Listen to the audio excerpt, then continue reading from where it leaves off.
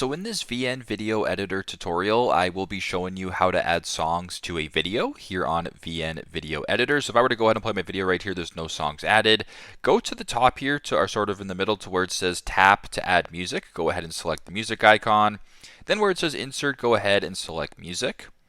So once you're on this page right here, you can add a variety of different songs to the video. So for example, if you wanted to add like a pop song or a fresh song or whatever, hip hop song, go ahead and select that. A bunch of different ones to choose from. I'm just going to go to the one at the top here and select that. If you want to go ahead and use this song, make sure you go ahead and copy the information. But if you just want to use it, go ahead and press use.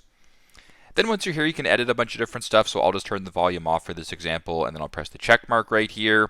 So there you go. The song's now added. So if you were to go ahead and play the video right here, the song will be playing in the background. And if you want to edit the song right here, you can go to the edit here. There's a bunch of different options. You can press edit right here. You can fade it in, fade it out, do what you got to do. If you want to delete it, press delete, and then you can go from there. So pretty simple, pretty straightforward. That's how to add songs to video here on VN Video Editor. Thanks again for watching, and hope this helps.